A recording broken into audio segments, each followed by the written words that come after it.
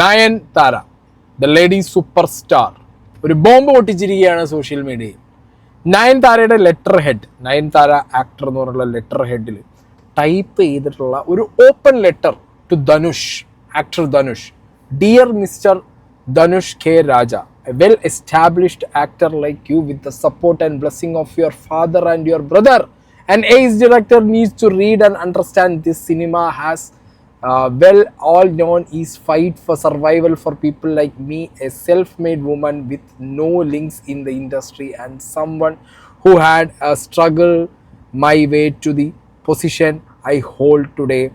I didn't owe this to my work ethics that is so secret to all who know me, but more importantly to the goodwill of the audience and my film fraternity എന്ന് പറഞ്ഞ് നെറ്റ്ഫ്ലിക്സിന് documentary ആക്കാൻ വേണ്ടിയിട്ട് 2 വർഷം മുമ്പ് നെറ്റ്ഫ്ലിക്സിന് collaborate ചെയ്ത് documentary ആക്കാൻ വേണ്ടി കൊടുത്ത നയൻതാര ആൻഡ് വിഘ്നേഷിൻ്റെ മാരേജ് വീഡിയോയിൽ നാനും റൗഡിതാൻ എന്ന് പറഞ്ഞ മൂവിയുടെ ഒരു 3 സെക്കൻഡ് ക്ലിപ്പ്, അതും BTS പോലത്തെ ഒരു ക്ലിപ്പ് വെച്ചതിന് 10 കോടി രൂപ ആവശ്യപ്പെട്ടു ധനുഷ് എന്നാണ് ഇവരുടെ ക്ലെയിം വന്നിട്ടുള്ളത്. അതിൻ്റെ ന്യൂസ് ചെറുതായിട്ടൊന്ന് കാണാം.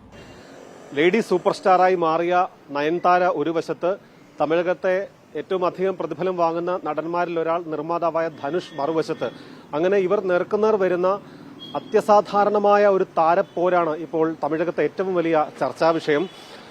2 വർഷങ്ങൾക്ക് മുൻപ് നയൻതാരയും സംവിധായകൻ വിഘ്നേഷ് ശിവനുമായുള്ള വിവാഹത്തിന്റെ ഡോക്യുമെന്ററി നെറ്റ്ഫ്ലിക്സ് പുറത്തിറക്കും, അതിന്റെ ഒരു ടീസർ അന്ന് പുറത്തു വന്നിരുന്നു. പക്ഷെ പിന്നീട് അതിനെക്കുറിച്ചൊന്നും കേൾക്കുന്നുണ്ടായിരുന്നില്ല.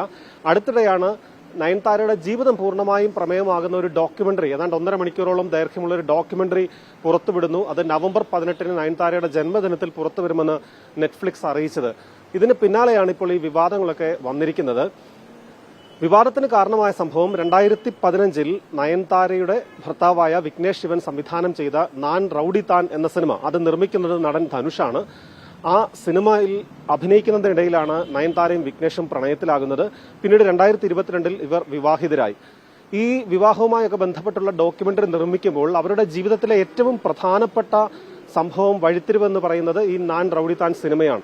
ആ സിനിമയുമായി ബന്ധപ്പെട്ട രംഗങ്ങൾ ഈ ഡോക്യുമെന്ററിയിൽ ഉൾപ്പെടുത്താൻ അനുവദിക്കണമെന്നാവശ്യപ്പെട്ട് നയൻതാര 2 വർഷമായി നയൻതാരയുടെ വാക്കിൽ പറഞ്ഞാൽ ധനുഷിന് പിന്നാലെ നടക്കുന്നു. പക്ഷേ ധനുഷിന് അതിന് അനുമതി നൽകുന്നില്ല, ഒരു തീരുമാനവും എടുക്കുന്നില്ല. അതിനുശേഷം ഈ സിനിമയിലെ രംഗങ്ങൾ ഉൾപ്പെടുത്തുന്നില്ല എന്ന് തീരുമാനിക്കുന്നു. അണിയറ ദൃശ്യങ്ങൾ, ഒരു 3 സെക്കൻഡ് മാത്രം ദൈർഘ്യമുള്ള ദൃശ്യങ്ങൾ ഈ ഡോക്യുമെന്ററിയുടെ ട്രെയിലറിൽ ഉൾപ്പെടുത്തുന്നു. ഈ ട്രെയിലർ പുറത്തു വരുന്നു. അതിന് പിന്നാലെ 10 കോടി രൂപ നഷ്ടപരിഹാരം ആവശ്യപ്പെട്ട് നിർമ്മാതാവായ ധനുഷ് ഒരു വക്കീൽ നോട്ടീസ് അയക്കുന്നു എന്നുള്ളതാണ് ഇപ്പോൾ നയൻതാര പറയുന്നത്. ഇത് തന്റെ ഹൃദയം തകർത്തു. ധനുഷ് ആരാണ് എന്ന് ഇതിലൂടെ വ്യക്തമായി. തരംതാണ പ്രവൃത്തിയാണ് ധനുഷ് ചെയ്തത്. ധനുഷ് ഓഡിയോ ലോഞ്ചുകളിൽ നിഷ്കളങ്കരായ ആരാധകർക്ക് മുന്നിൽ പറയുന്നതോ കാണിക്കുന്നതോ ആയ മുഖമല്ല യഥാർത്ഥ ധനുഷിന്റേത്, അതൊരു മുഖംമൂടിയാണ്. ധനുഷിന് ഒരുപക്ഷെ പകർപ്പവകാശം ചൂണ്ടിക്കാട്ടി രാജ്യത്തെ കോടതികളിൽ പിടിച്ചു നിൽക്കാൻ കഴിഞ്ഞേക്കും. പക്ഷേ ദൈവത്തിന്റെ കോടതിയിൽ ഉത്തരം പറയേണ്ടി വരും എന്ന് തുടങ്ങി അതിരൂക്ഷമായ വിമർശനങ്ങൾ അടങ്ങുന്ന, അദ്ദേഹത്തിന്റെ സ്വഭാവത്തിലേക്ക് കൂടി വിരൽ ചൂണ്ടുന്ന തരത്തിലുള്ള പരാമർശങ്ങൾ അടങ്ങുന്ന കുറെ അധികം 3 പേജ് അടങ്ങുന്ന ഒരു കത്താണ്, തുറന്ന കത്താണ് ഇന്ന് പുറത്തുവിട്ടത്. ജോബി, ഇതിൽ ധനുഷിന്റെ ബന്ധുക്കളെ ഒക്കെ പരാമർശിക്കുന്നുണ്ട് നയൻതാര. ഇതിപ്പോ നേരത്തെയും ധനുഷുമായി ബന്ധപ്പെട്ട പലതരത്തിലുള്ള വിവാദങ്ങൾക്ക് നമ്മൾ തമിഴ് സിനിമയുമായി ബന്ധപ്പെട്ട് സാക്ഷ്യം വഹിച്ചിട്ടുണ്ട്. ഇപ്പോഴത്തെ ഈ നയൻതാരയുടെ പൊട്ടിത്തെറിക്ക് ശേഷം, തുറന്ന കത്തിലൂടെയുള്ള പൊട്ടിത്തെറിക്ക് ശേഷം പ്രതികരണങ്ങൾ വന്നു തുടങ്ങിയോ ഇരുപക്ഷത്തുമായി ചേർന്ന്?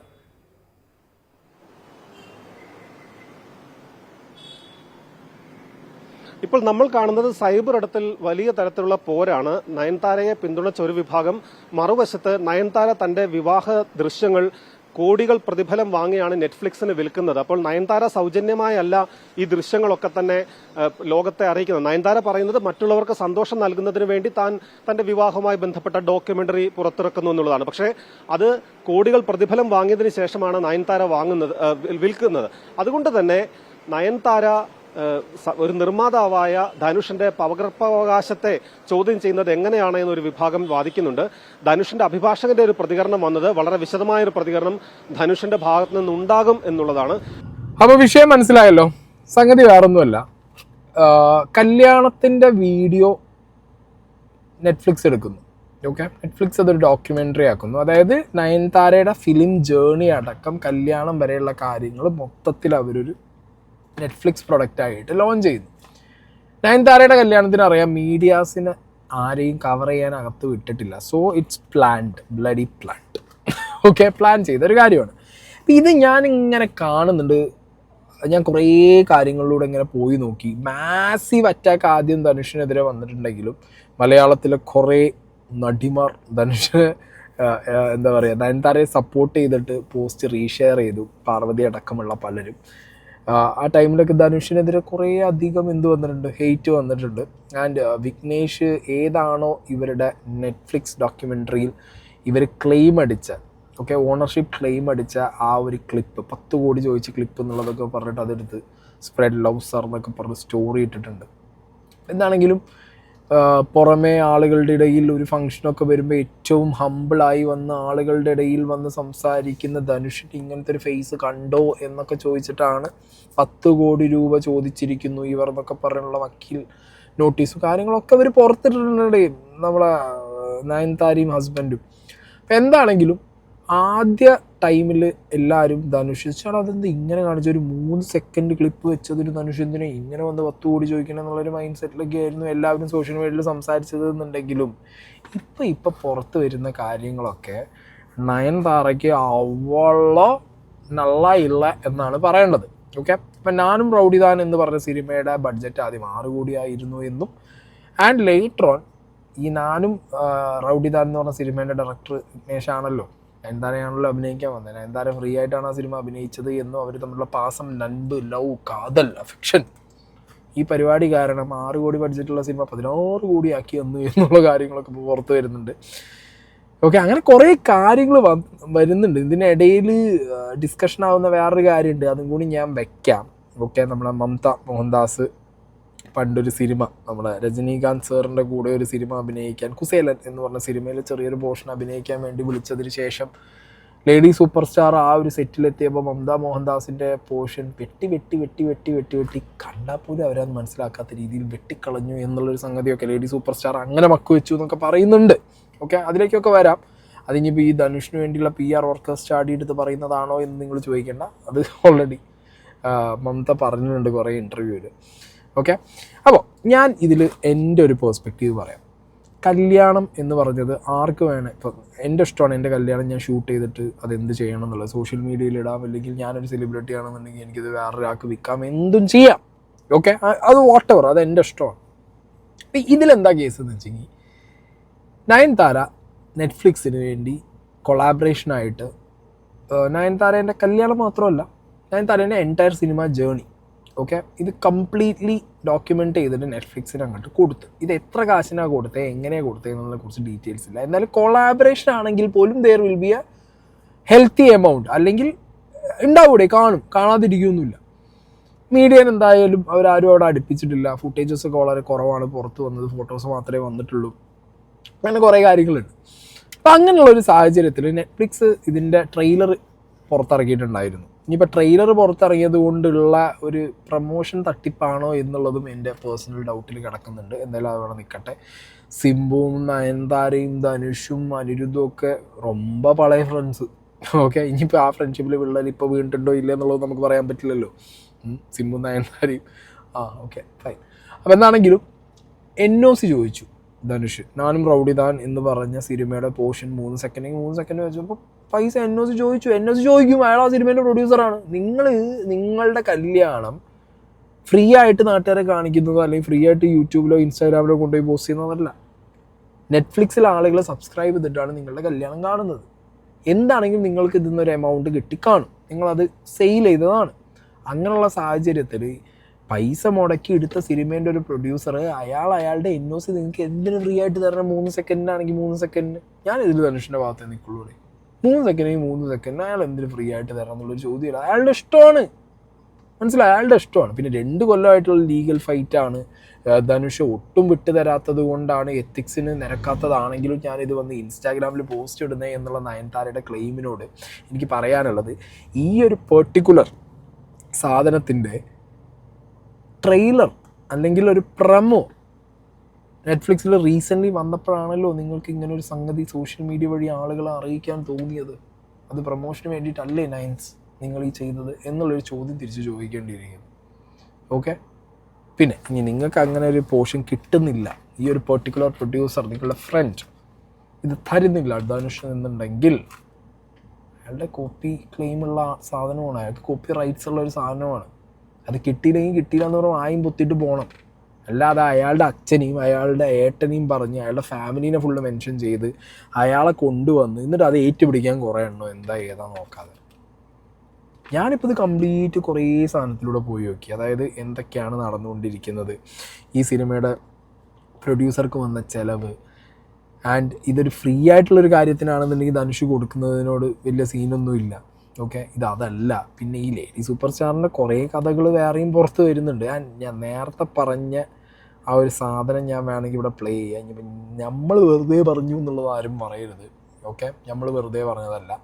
നമ്മുടെ മമത മോഹൻദാസ് തന്നെ ഈ സംഗതി ഇവിടെ പറഞ്ഞിട്ടുണ്ട്. എനിക്ക് തോന്നുന്നു 1-2-3 ഇൻ്റർവ്യൂവിൽ നിങ്ങൾ Mamata Nayanthara lady super star അടിച്ചാൽ തന്നെ മമതയുടെ ഈ ക്ലിപ്പ് നിങ്ങൾക്ക് കാണാം. Okay, I will play this here. சேர்ந்து ஒரு சாங் இந்த படத்தில் இருக்குன்னு சொல்லும்போது அந்த ஃபிலிமில் actually heroine also doesn't have much role.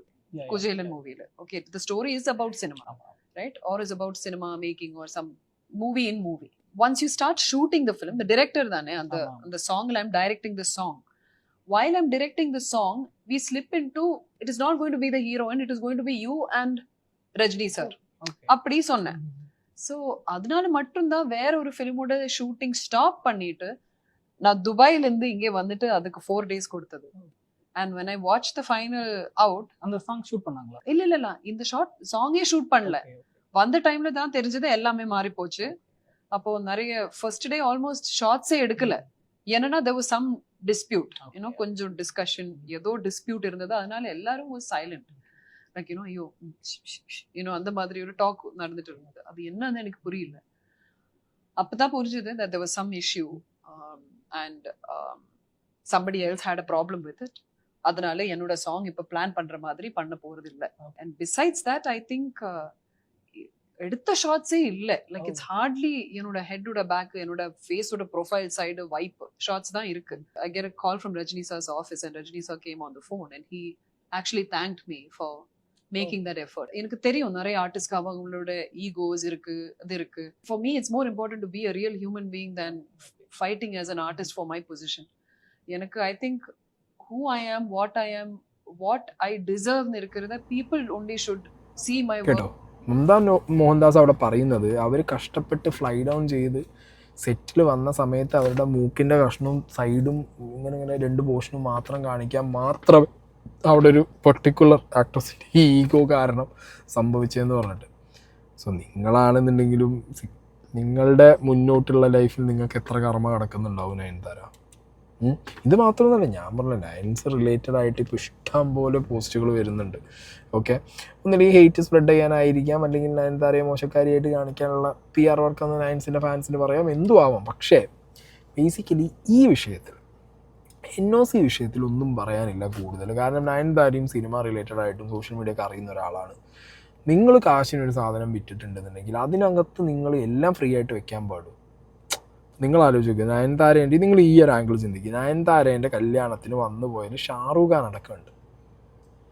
Okay, invited ആയിട്ട് എത്ര ഗസ്റ്റുകൾ വന്നു കാണും. എൻ്റെ ഒരു അറിവിൽ വിജയിനെ അജിത്തിനൊക്കെ വിളിച്ചു, അവർ വന്നോ ഇല്ല എനിക്ക് ക്ലിയർ അല്ല. ഇനി അവരും കൂടി വന്നിട്ടുണ്ടെങ്കിൽ SRK അടക്കം എല്ലാം അങ്ങനെ കുറേ പേര് വന്നിട്ടുണ്ടെന്നുണ്ടെങ്കിൽ നെറ്റ്ഫ്ലിക്സിൽ ഇത് കളറായില്ലേ ഒരു സിനിമ കാണുന്ന പോലെ ആൾക്കാർ ഇരുന്ന് കാണില്ല. അതും നിങ്ങളെന്ന് വെച്ചാൽ സിനിമയേക്കാൾ വ്യൂവർഷിപ്പ് ആയിരിക്കും ഈ കല്യാണ വീഡിയോസിനും കാര്യത്തിനും ഒക്കെ. ഓർണമെൻറ്റ്സ് കാണാനും ഡ്രസ്സ് കാണാനും വന്നു പോയവരെ കാണാനും ഭയങ്കര ക്യൂരിയോസിറ്റി കൂടുതലും ആയിരിക്കും. ഇത്ര വർഷവും കഴിഞ്ഞ് ഈ പറഞ്ഞ പോലെ മീഡിയാസിൻ്റെ ഒന്നും ഇതിൻ്റെ ക്ലിപ്പും കാര്യങ്ങളും ഇല്ല. സോ അങ്ങനത്തെ ഉള്ളൊരു സാഹചര്യത്തിൽ നിങ്ങൾ അതൊരു ബിസിനസ്സാക്കാൻ നോക്കി, അത് നിങ്ങൾ ബിസിനസ്സാക്കി നിങ്ങളുടെ കല്യാണ വീഡിയോ നിങ്ങൾ ബിസിനസ്സാക്കാൻ നോക്കുന്ന സമയത്ത് ഓൾറെഡി ഒരു സിനിമ എടുത്തത് ഒരു ബിസിനസ് പോലെ ചെയ്യുന്നൊരു പ്രൊഡ്യൂസർ, അത് നിങ്ങൾ ഈവൻ ഈ ഫ്രണ്ടാണ്, അയാളൊരു നടനാണ്, എന്താണെങ്കിലും അയാളൊരു അതും നിങ്ങളെ കയ്യിൽ നിന്നല്ലേ ചോദിക്കുന്നത്. നാട്ടിൽ ഒന്നുമില്ലാത്തൊരുത്തൻ്റെ അടുത്ത് നോക്കിയിട്ട് 10 കോടി താഴെ എന്നാണോ ക്ലെയിം അടിച്ചത്? അല്ല, നിങ്ങൾ നല്ല സിനിമയ്ക്ക് ലേഡി സൂപ്പർ സ്റ്റാറാണ്, ഇഷ്ടം പോലെ പൈസ വാങ്ങുന്ന ഒരാളാണ് അല്ലേ? ഈ 10 കോടിയിൽ എത്തിക്കണോ? 2 കൊല്ലമായിട്ടുള്ള ഫൈറ്റ് അല്ലേ, പറഞ്ഞ് സംസാരിച്ചിട്ട് 1-2 കോടിയിൽ നിർത്തണ്ടേ? ഇത് 10 കോടി ആവാൻ കാരണം അതിനിടയിൽ നിങ്ങളൊന്നും കൊടുക്കില്ല എന്നുള്ള വാശി കാരണം നിങ്ങൾ പിടിച്ചു വെച്ചത് ആയിരിക്കണം. മനസ്സിലായ? അതുകൊണ്ട് ഈ കാര്യത്തിലൊന്നും നയൻതാരയുടെ 10 കോടി കേസിൽ നമുക്ക് ഒപ്പം നിൽക്കാൻ പറ്റൂല. നമുക്ക് ഈ കാര്യത്തിൽ ധനുഷിൻ്റെ ഭാഗത്ത് തന്നെയാണ് ശരി എന്നുള്ളത്, ന്യായം ഇറുക്കുന്നത് ധനുഷിൻ്റെ ഭാഗത്ത് എന്നുള്ളത് തന്നെയാണ് എനിക്ക് പേഴ്സണലി ഫീൽ ആവുന്നത്. അപ്പോൾ ഓക്കെ ഗൈസ്, ഇനി ഇതിൻ്റെ ഫർദർ അപ്ഡേറ്റ്സ് എന്തെങ്കിലും ഉണ്ടെന്നുണ്ടെങ്കിൽ നാളെ പറയാം. Okay bye. In case